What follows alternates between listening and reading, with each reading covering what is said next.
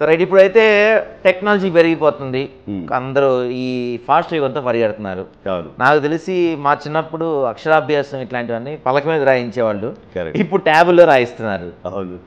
So అంటే చేతి రాతని ఈ మనం రాసే చిన్నప్పుడు రాసే పలక అంటే స్లేట్ అంటారు ఇప్పుడు. మా పలక అంటే తెలుసు చాలా మందికి. సో ఈ స్లేట్ మీద ట్యాబ్ మీద రాస్తే చేతి రాత డిఫరెన్సియేషన్ ఏమైనా ఉంటుంది? పలక మీద రాయడం అనేది లేకపోవడం వల్ల యాక్చువల్గా చెప్పాలంటే నా బిజినెస్ డెవలప్ అయిందని చెప్పొచ్చు.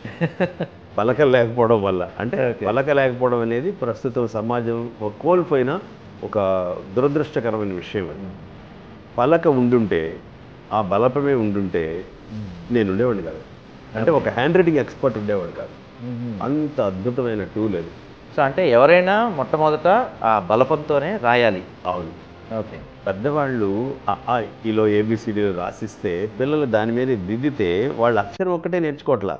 ఆ పెద్దవాళ్ళ మనస్తత్వాన్ని వాళ్ళు మంచి చెడుల్ని కూడా వాళ్ళు పుణుకుపుచ్చుకుంటున్నారు. ఎందుకంటే అక్షరానికి మనస్తత్వానికి చాలా దగ్గర సంబంధం ఉంటుంది.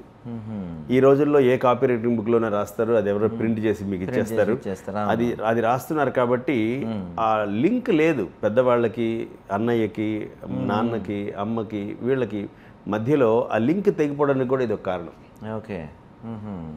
సో ట్యాబ్ మీద రాయడం కంటే కూడా పలక మీద రాయడం 1000 times బెటర్.